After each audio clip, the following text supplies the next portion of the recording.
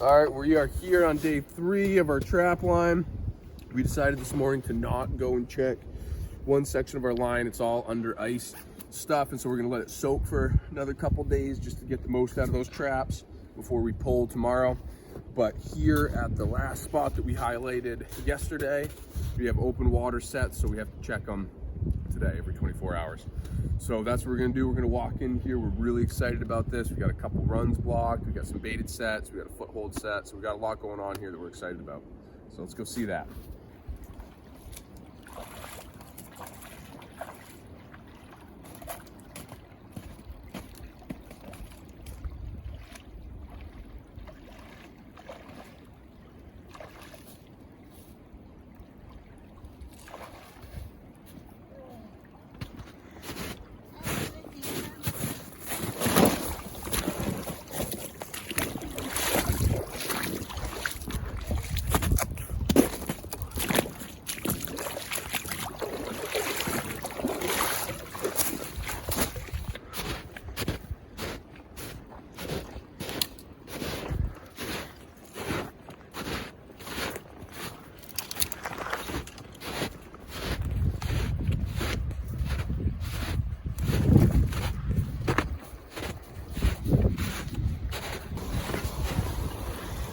Starting here at the dam break set, nothing there, but we are losing ice, so we're gonna have to look at each one of these sets and kind of reassess.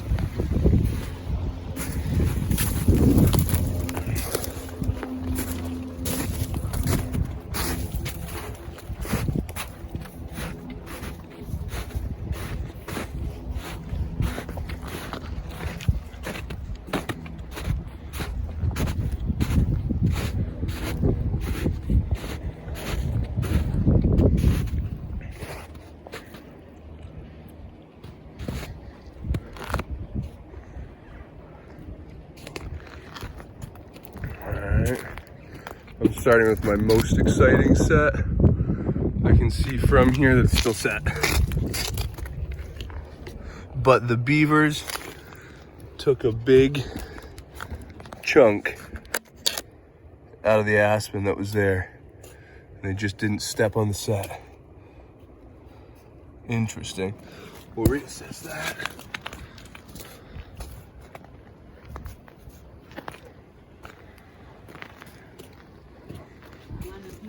Still set.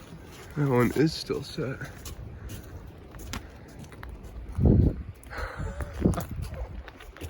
All right. We'll just go to this one here first. This was our potato. Potato is still set. And interestingly, there are new beaver feces down around it. So they were definitely out and about last night. All right, we've got one more set, one more set to check.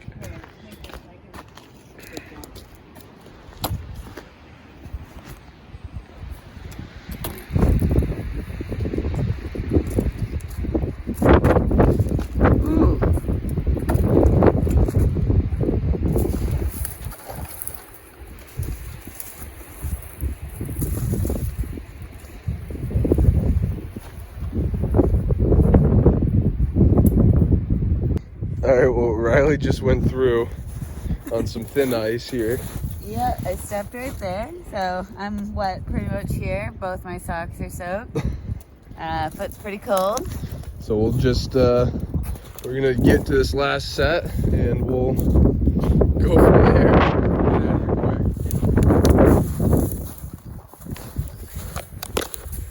I can see that the trap is sprung. I don't know what's inside it, but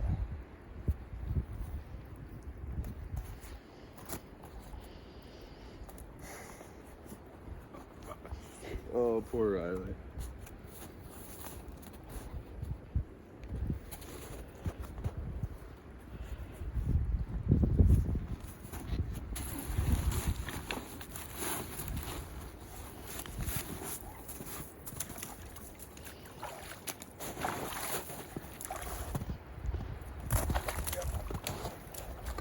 Got a beaver.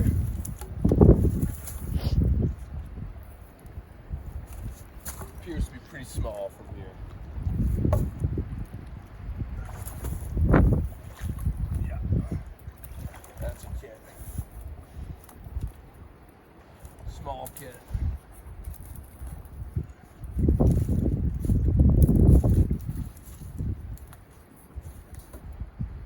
Well, we know they're here, we know they're active.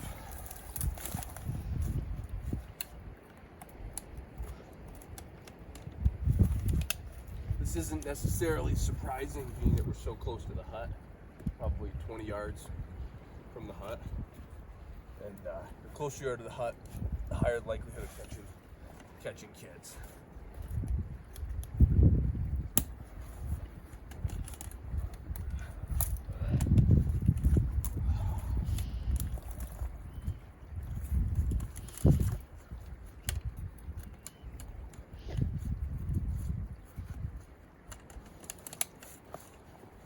You can toss me a safety. Yeah. So we're just gonna remake this set. This is simply a dam break set. We might hang a little bit of caster just to get them moving tonight, and then that'll be it. We'll come back and check it tomorrow.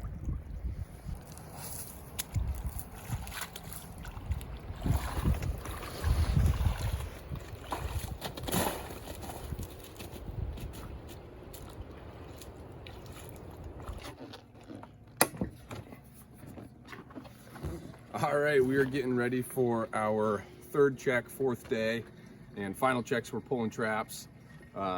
We have no idea what we're gonna get into. It's been a surprisingly slow couple days of trapping, but that's the way that it goes. No complaints. So we're just fueling up here.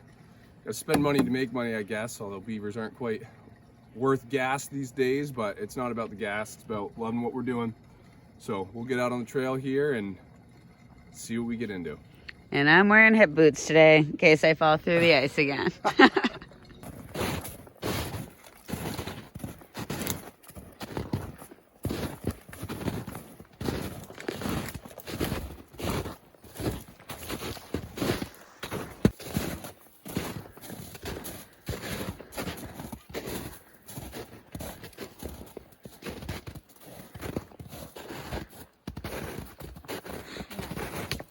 So what happened here?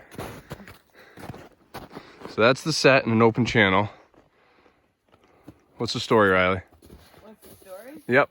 A beaver did not come through. A little too far away from the hut. Yeah, and we didn't know. At first we thought they were living right here, so we thought this was a well-traveled place, but maybe they just weren't coming up here. Easy enough. We'll get these out of the water and go check the ones closer to the hut.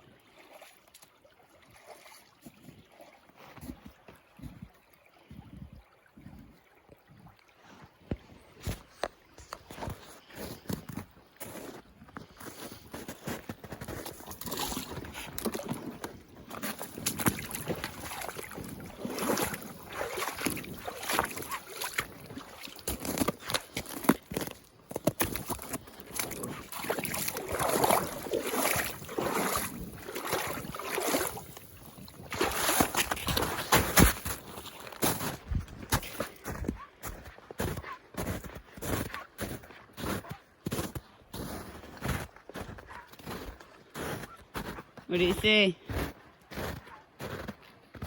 I just decided to wait. Nothing. Bummer. Want to work through and start the dam? Yeah.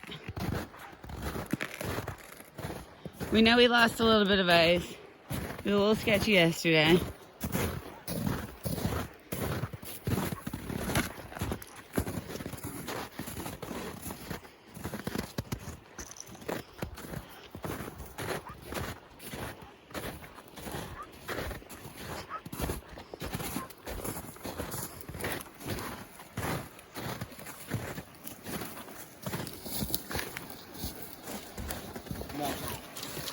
But these changing conditions, these conditions have been changing nightly with water depths, and I thought for sure this was going to get an otter though, but only being here for 2 nights.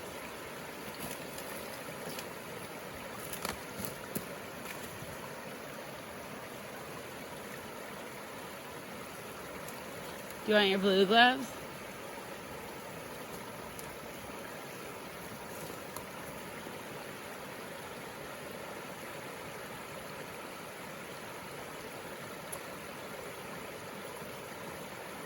A set like this, if you could leave this for a week, 10 days, you'd most likely end up with an otter.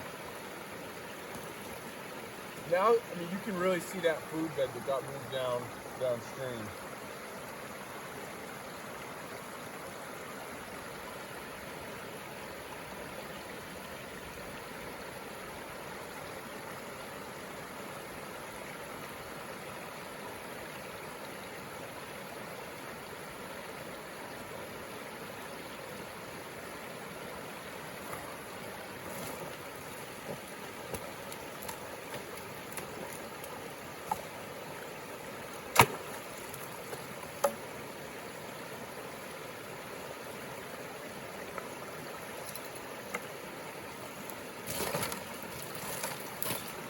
So you always keep your hands away from the trap while you're working with it. I bumped the trigger with one of the sticks I was pulling it out, so always keep your hands outside the jaws. All right, so check the rest. All right.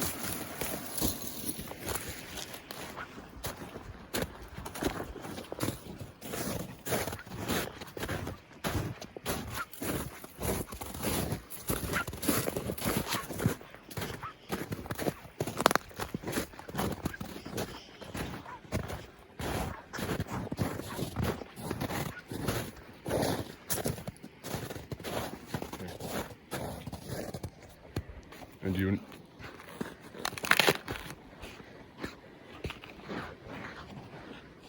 See, it's still set from here. Still set? Check the potato.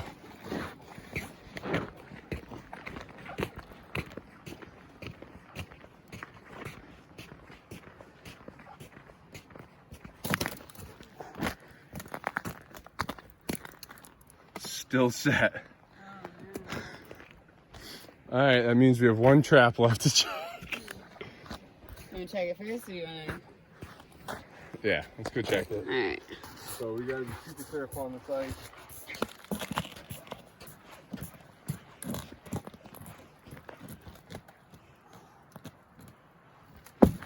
Oh.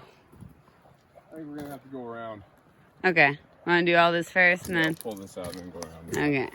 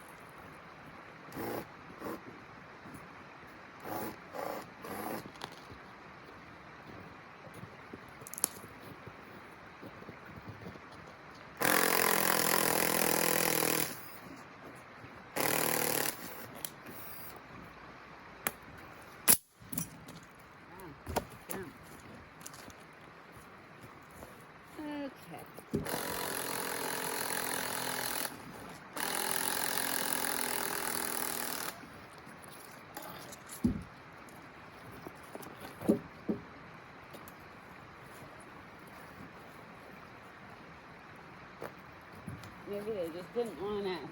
Oh, we got a potato too.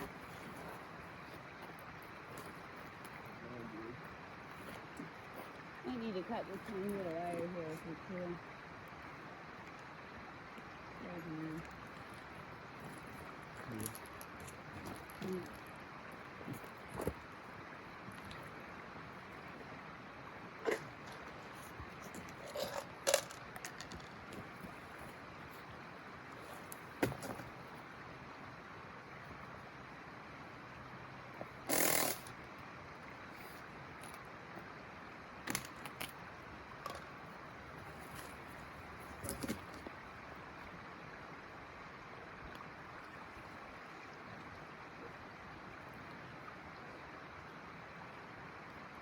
Someone got half a piece of fucking aspirin.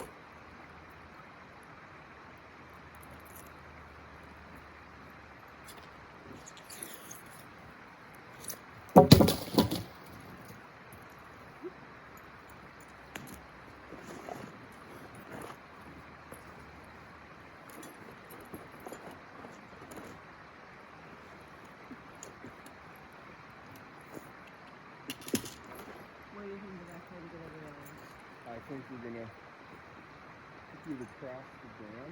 I think you go over there around. And you can go get that. Yeah, right there if you want. Only if you want.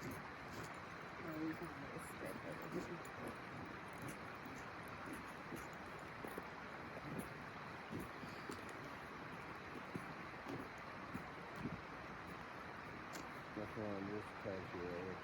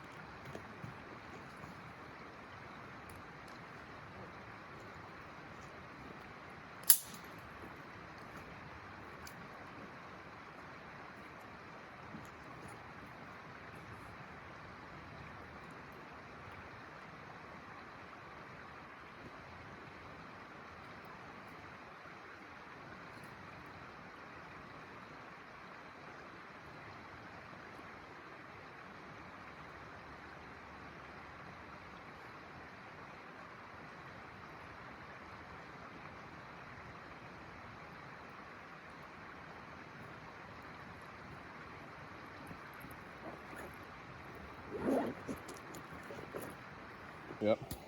Last trap of this place. Admittedly, a little surprised. We've got a bunch of kind of unique things going on as far as food bed being downstream, moving water, open water. So it's our last trap. Here we just walk this run that comes up from the hut. Made a scent mound. We'll see what we have.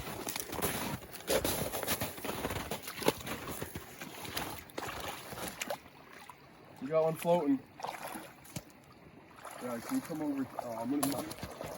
So we had blocked down this channel to catch beavers, and you see we're probably again 20 yards from the hut. Upstream of here, we made a caster mound. I mean, I call it a caster mound. I threw a clump of dirt there, put some caster scent on it. And I don't know if you can zoom in and see that flat tail floating. That is what gets a beaver trapper excited. So here, you know, this is kind of the trap through the ice is difficult. Open water trapping leaves you a lot more opportunities. These beavers are obviously coming up through here. This is just a perfect example. You know, we tried a bunch of different things. Oh, that's a nice beaver. But in the end, a little bit of caster scent in the winter helped. Oh, yeah. Nice. That's a big beaver.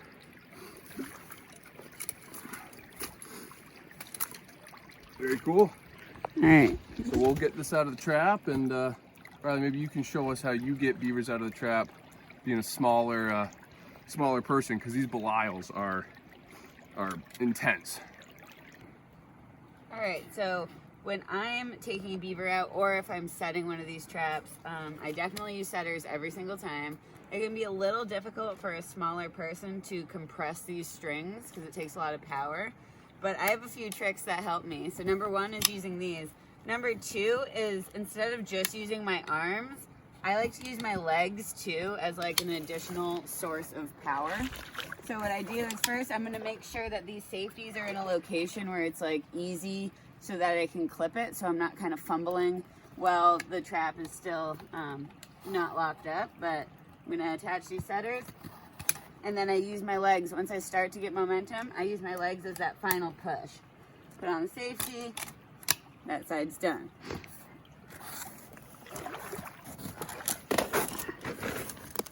Same thing over here.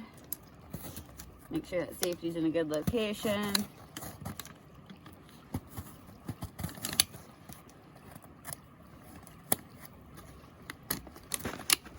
Cool. Now we can take this out. There we go. Wrap that up in a second. Beaver's also pretty sandy. We might want to rinse it off. Why would you want to rinse it off, Riley? Just so the sand doesn't dry in the fur. So we want to remove it while we have a source of water here, because we don't have a river at our house to rinse off that sand. And now, what about, can you tell if that's a male or a female? So as Jake said in that last video, all beavers have teats.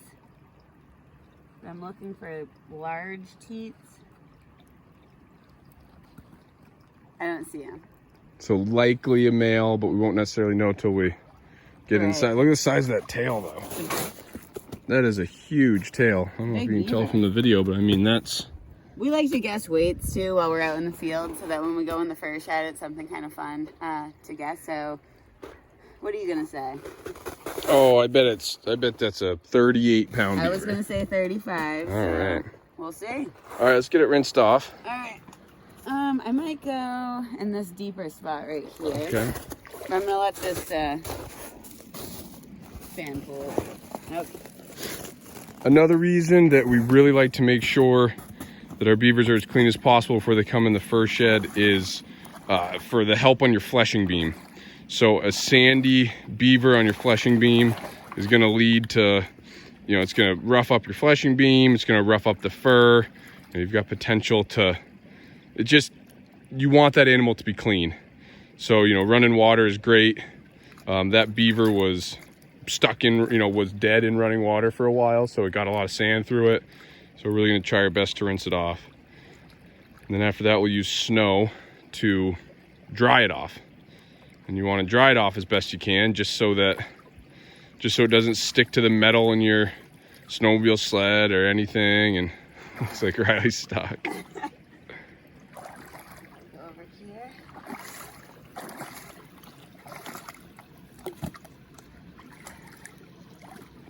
But you can also tell that this beaver's been through a rough winter. You know, it's got a really thin tail on it. You can see that back end's pretty thin. That is indicative of animal that's on this side of winter, you know, the back side of winter. He's used up a lot of its fat reserves and a lot of its nutrients.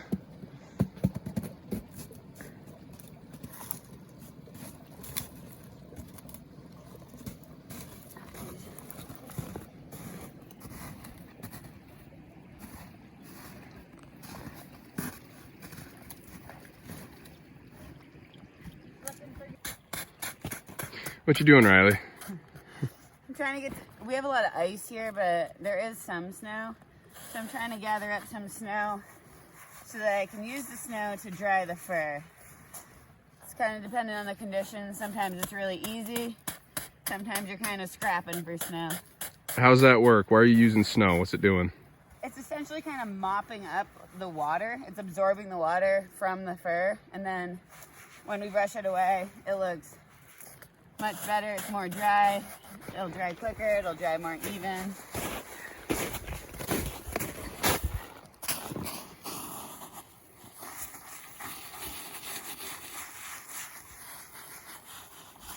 Look how dry he's already looking.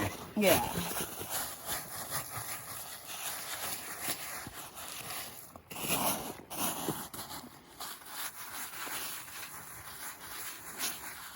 Nice. Ooh. I'm just going to take some quick notes here. Here in the state of New Hampshire, most states, you have to provide a report at the end of your trapping season to the Fish and Game Department of how many traps you had out, how many animals you caught, the wildlife management units you were in, what town, those types of things. And that's the basis of their data for fur bear management. So we try to do this either in the field or, you know, right after. In the car on the way home. In the car. We try not to let this lapse because it's easy to get a couple huts behind you and go, oh geez, how many traps did I have? How many nights? Especially somewhere like this where we had, you know, a couple sets and then we moved sets and then we made new ones and we made a few and it's easier to sit down, try to work through it. So add it into your routine. Add it into your routine. This is super important for, I mean, we use it for our own, you know, results. So I also will take down the sex and weight of every beaver. And so at the end of the year, I have my own data about how many animals we caught, what the average weight was. And if we wanted to come back to this hut in the future, you know, knowing that. How many did we catch there last year? Exactly. What were the weather conditions? You know, those types of things. And so taking notes is important, but it's really important to get that good data in for your wildlife management agency. Because as trappers, we are the basis, we are the on-the-ground data collectors for those agencies. So that's my little plug for taking good notes and being good partners with your state agencies.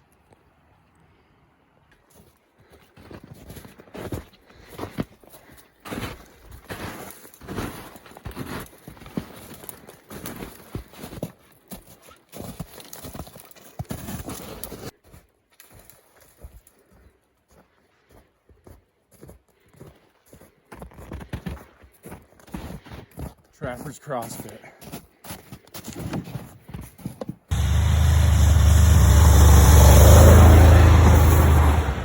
At our first hut of our second location, we're just going to start from one side and work through all these sets.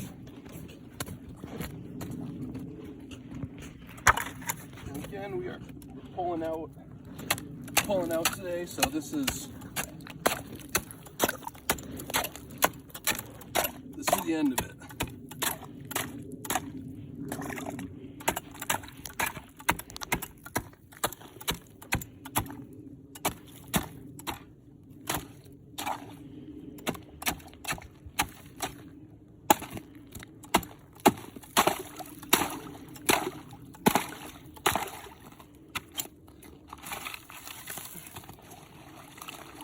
Still set. It's my quick way of setting off traps.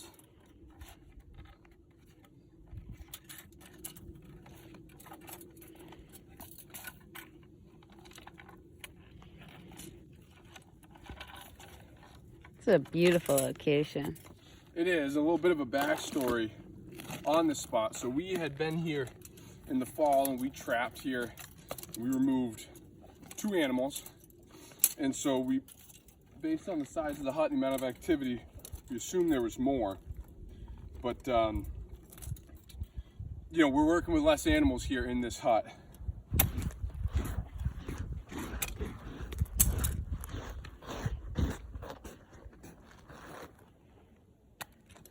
Moving on to our next one.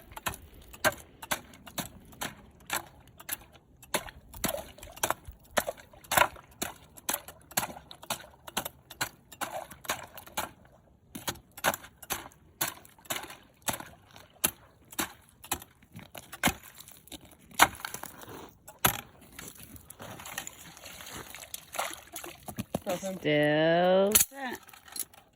Wow. I'll go get that. So we like to keep all of our traps. We store our traps with the springs sprung. I mean, might not make a huge difference with these modern traps, but historically there was an idea that if you store them sprung, I mean set, that they would lose their some of their power.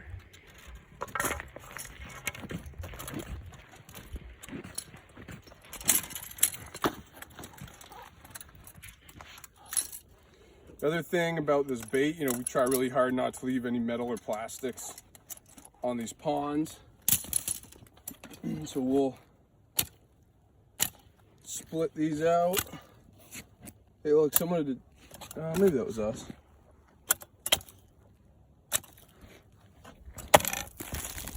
We take the Little bits of zip zip tie. ties with us.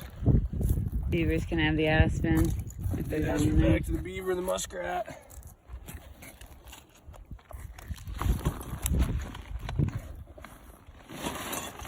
Here, we'll take this last one.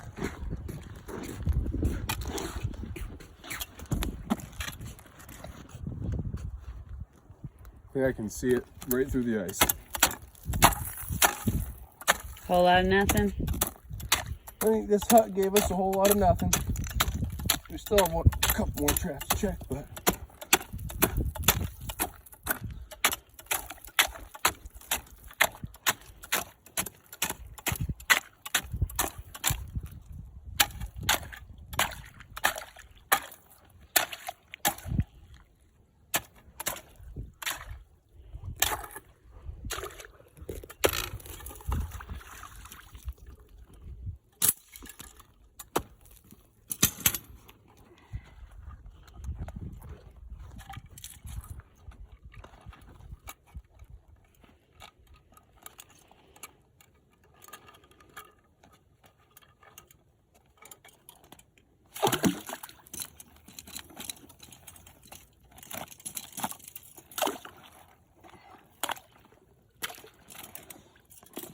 you see that little piece of stick that popped up there? Yeah.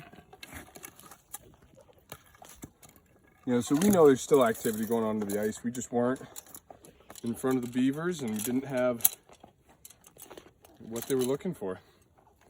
But that's part of through the ice trapping, and Brian and I were talking about that. You know, this is our first time recording something of this nature, and this is the reality of beaver trapping. And sometimes through the ice, sometimes you just don't catch, you know, you just don't catch. We still had a pretty great few days. Oh, it's been a great few days. Been out. Most of the weather. Most of the weather's been besides nice. the day we sat. I mean, look at this environment and this habitat. There's no other way you can interact with these places except in the winter. It's pretty cool. That's a nice looking hut. I mean, It really that is. that Picture a perfect. quintessential beaver hut.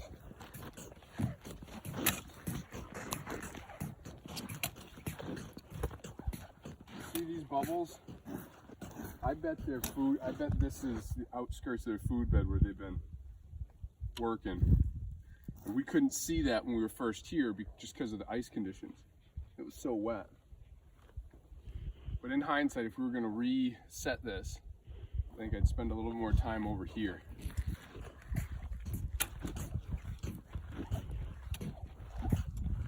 You wanna check this one, Riley? Sure. This is your set. All right, this is gonna be the money set.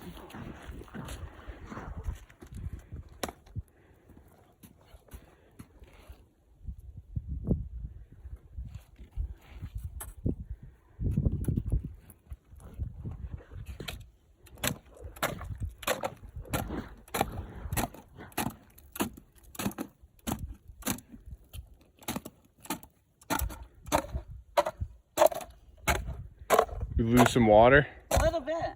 Looks like there's about half inch. Of airspace. Yeah, very space.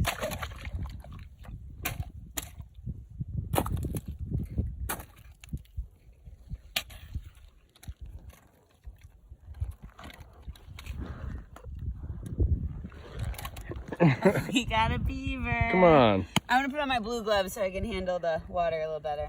Okay. Tell us about your blue gloves.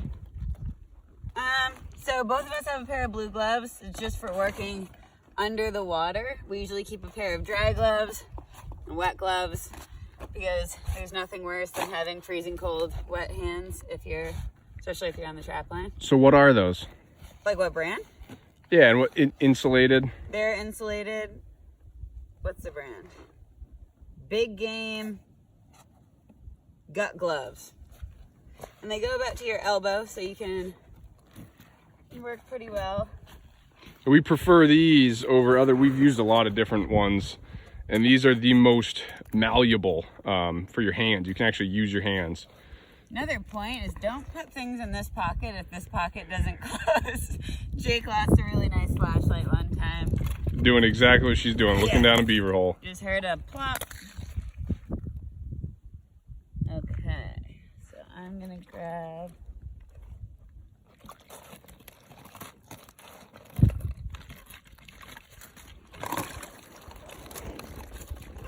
one second. Oh. Frozen? Yeah. Well, might actually just be the wire frozen. The animal's not.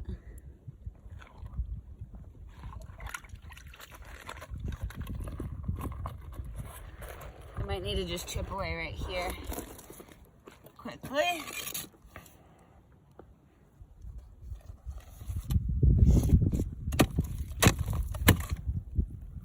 Try not to actually.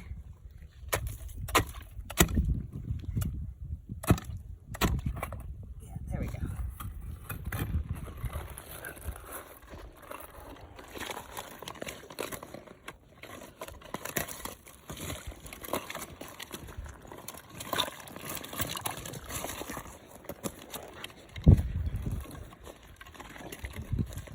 Now this side's stuck, but decent sized animal. Oh, there we go. Pull things out. All right. Wow. Let's look at that catch. So this is, we're using Belial's with a baited trigger here. So the concept is that animal is going for this bait, which is on the trigger, and when he interacts with it, it trips the trap. This is a perfect catch, right on, but essentially across the shoulders. This is probably a 2 or 3 year old beaver. Would be considered a large in the fur market. We've got a pretty warm day here, but it's worth noting that on cold days, if you were to pull this animal out of the ice, we'd be rushing it over to the snow because it'd be freezing to the ice. And there's nothing worse than having an animal freeze to the ice. We'll still try to move at a decent clip.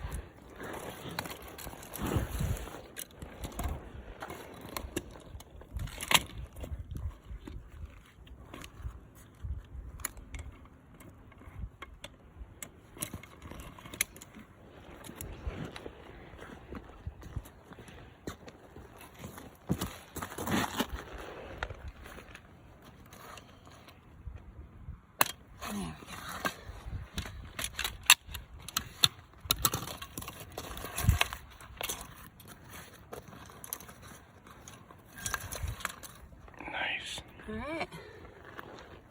Now we'll just get him. We're gonna take this animal, move him to the snow just so he doesn't freeze, and we'll get the rest of this trap put away.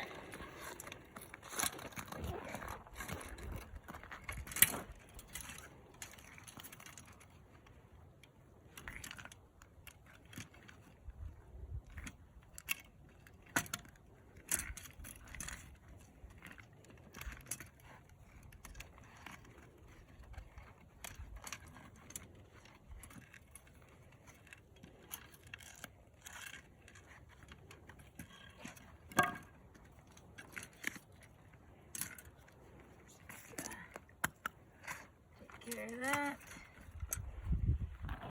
Next, we're gonna move upstream and check our last trap.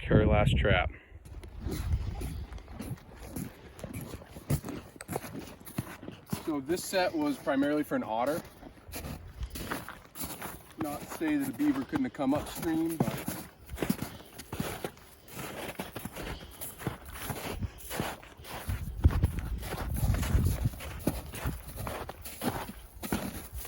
you can see how much water we lost over here, and this is just the reality of this time of year. Fluctuating water up and down, ice is changing, things are happening. So Yeah, we've seen some places gain water, some places lose water. and this trap has been under ice, which is why we were able to leave it for another day, but you can see it's now exposed, which is why we needed to get here.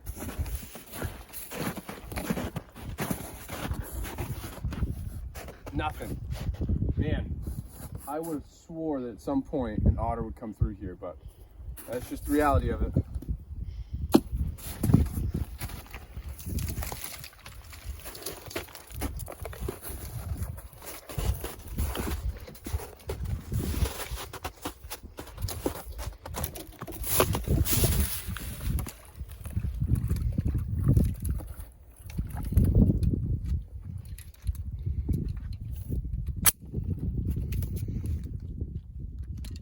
That's a 280, which is a little bit smaller than a 330.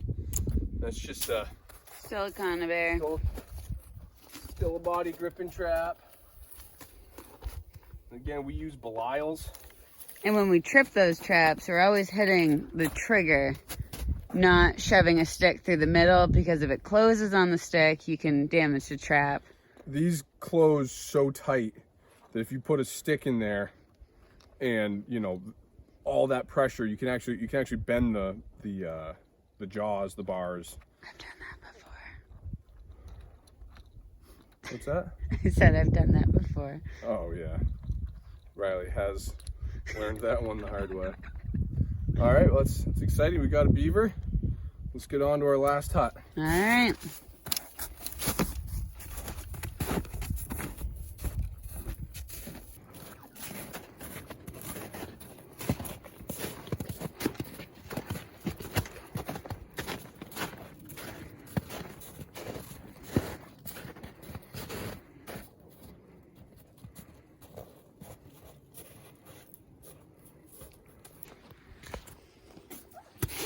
We're back at our final hut of the entire trip. This is it. So this is going to dictate what the final count is. But again, more deer tracks in this location.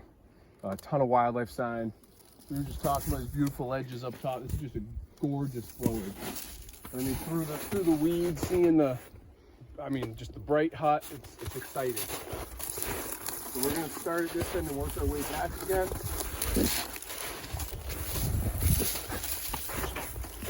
Remember, we had one blind set there that had gotten frozen.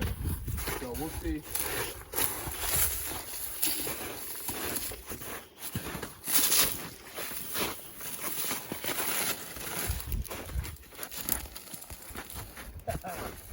We got something. Wow.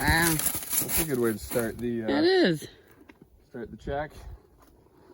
These gloves are already soaked, so I'm just gonna. Well, no. Yeah, might as well. We got them.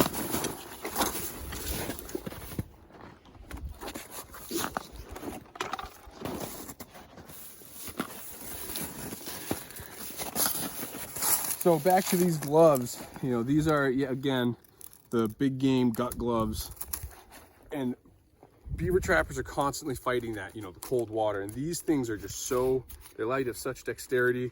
They're still insulated up to your wrist. They got a good cinch. I mean, the classic gauntlet glove that you've seen at every trapping rendezvous. They're constantly falling down. They're big, they're bulky. These things are, I mean, they're made for gutting animals, but we love them. They keep your hands nice and warm.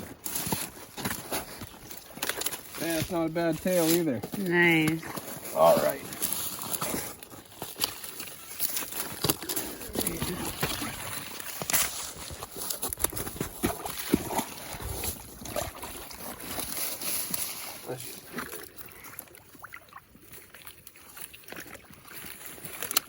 Nice. Another perfect catch. Look at that animal. Look how beautiful that animal is.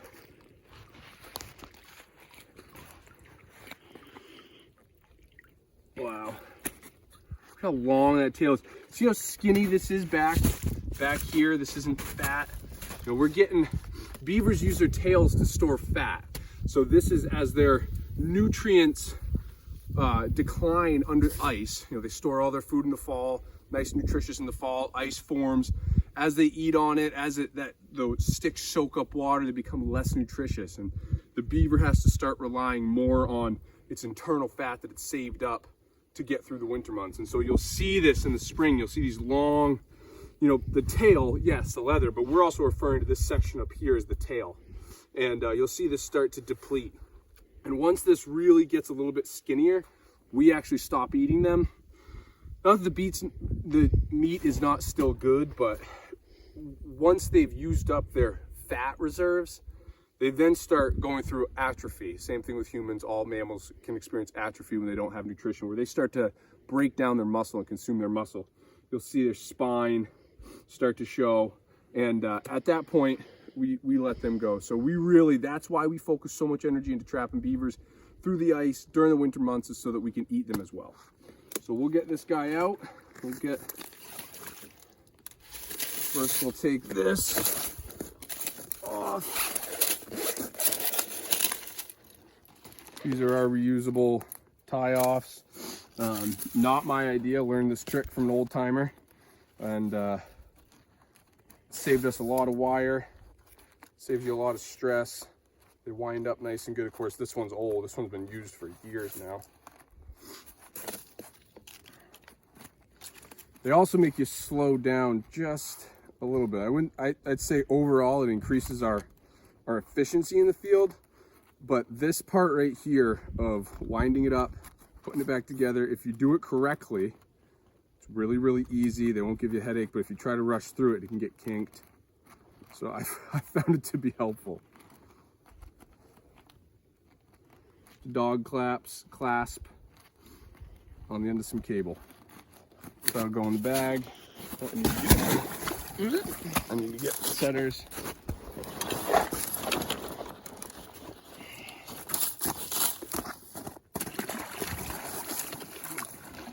You can see the importance of hip boots today.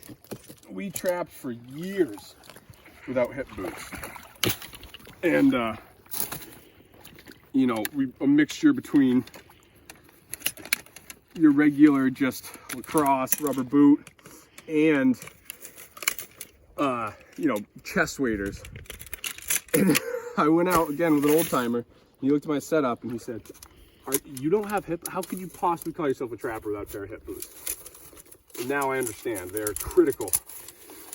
And even at the last place, you know, we couldn't travel through the ice, so we had to travel through the water, and if we didn't have hip boots, we'd be in a bad spot. Look at that animal. That is a beautiful beaver. All right, we'll get this one off into the snow, and then we'll go check the other ones.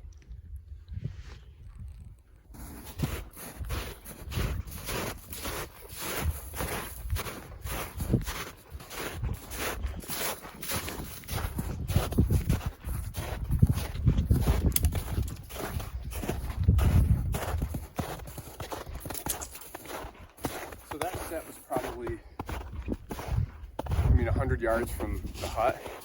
And she was traveling that whole length underneath in this one channel.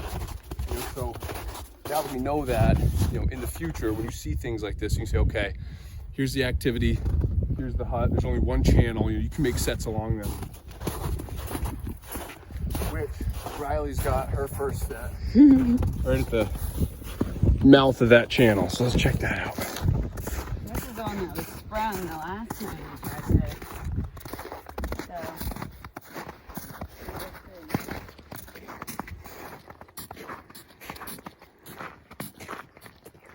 So, big bubble. Why do we like bubbles? Bubbles mean activity. It could be from the trap springing. I'm gonna need the hatchet. We left the ice pick for ease of carrying out of this location. This is a bit farther of a hike, so we just can use the hatchet. I'm actually gonna switch my gloves right now too. So we'll show you the bubbles. Bubbles mean a couple things on the bottom of the ice. One, those beavers, when they come out of the hut, they have air in their fur, and so as they swim through the water, bubbles come off them. This could also mean that if you caught an animal, you know, that's the expression of air from them, or it could just mean things have been swimming underneath it. So usually it's a good sign, but we won't know till we pull it out.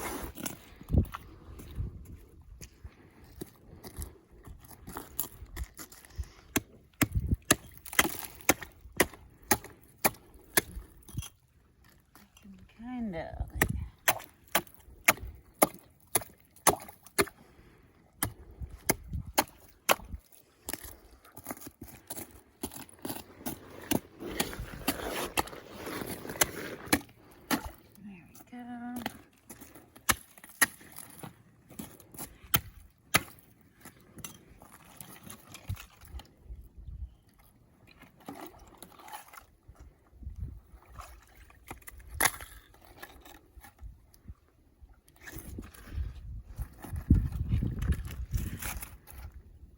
There's an animal in here, for sure.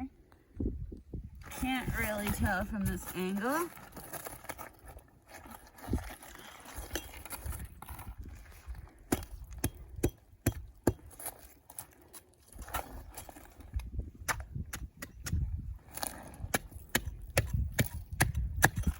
There we go.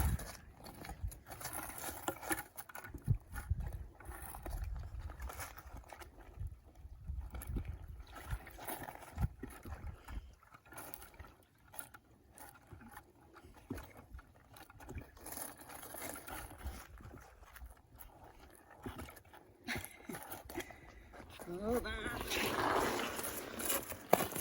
Get a little twisted out.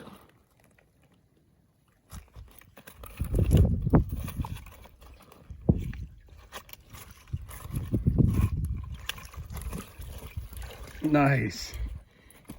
Hold on. The other side of the trap.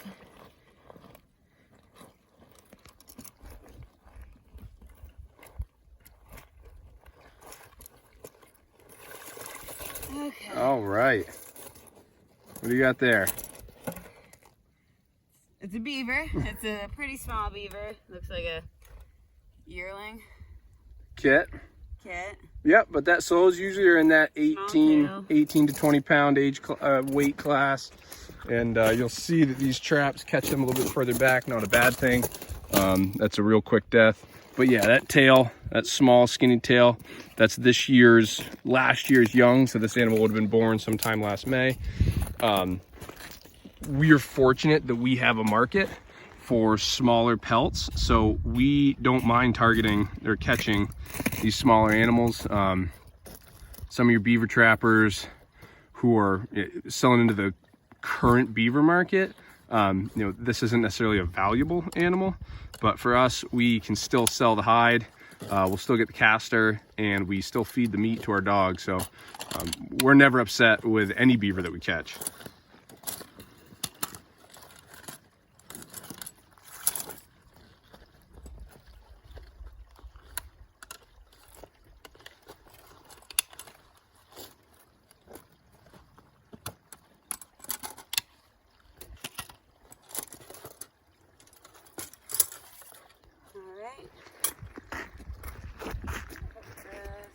Over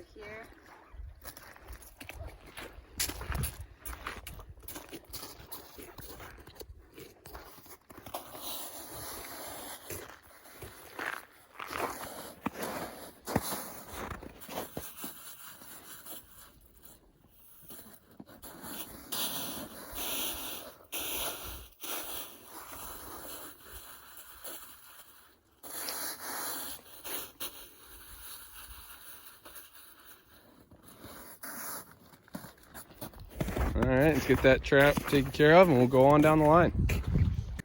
All right, we're now going on to our potato set. We've got bubbles. We're excited about bubbles. Bubbles, you know, usually mean something good, but not always.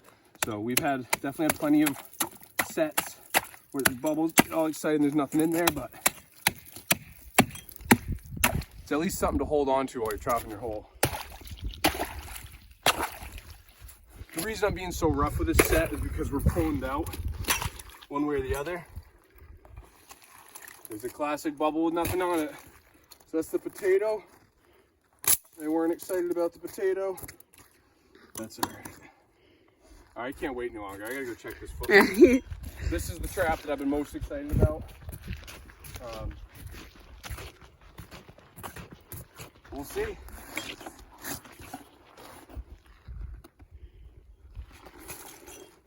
What do you think? I don't know. Hmm? Can't really see much of the ice, so we're just gonna.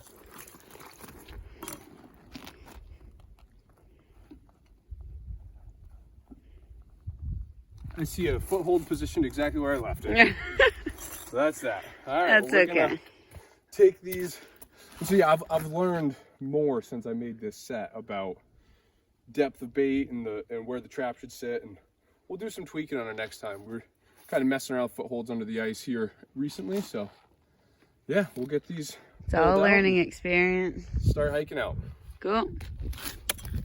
Okay.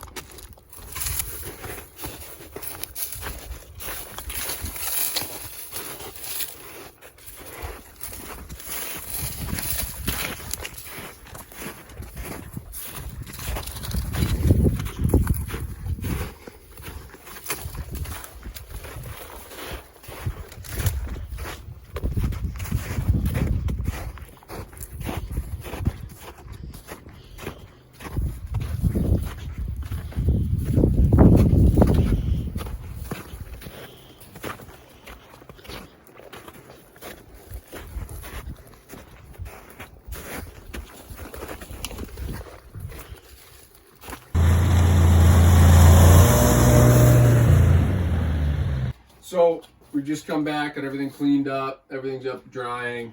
This was the end of our long weekend long line. So we ended up with 6 beaver, which, you know, for us is exactly what we're looking for. We got a couple really nice beavers here at the end as we started to figure out these different flowages, and that's a lot to it. That's a lot of this time of year where the conditions are so odd. You know, we had wicked cold, you know, we got rain, and then it got wicked cold, and then it thawed out. And so it's just, you know, learning these flowages, learning what sets you can get away with. But all in all, we had a great weekend. Processing up a few beavers, and yeah, you know, not to get too cheesy, but the number of beavers that we catch really isn't why we're doing this. I mean, we're here for fur, don't get me wrong. I mean, we are fur trappers. But we spent our weekend on a snowmobile in the White Mountains of New Hampshire, having a blast and, you know, getting exercise, getting that fresh air. So whether it was 2 beavers or 12 beavers, we got what we came for. And I think that's just an important part to end on. Again, don't want to be sappy about the whole thing, but it is about the experience. You know, the fur market's down, times are tough as far as the fur trade goes, but we need to keep it going and we need to be active in it and the ones who are making a good name for it. So we're very happy with the weekend, and yeah, we're going to get skinning here. We got the most work ahead of us.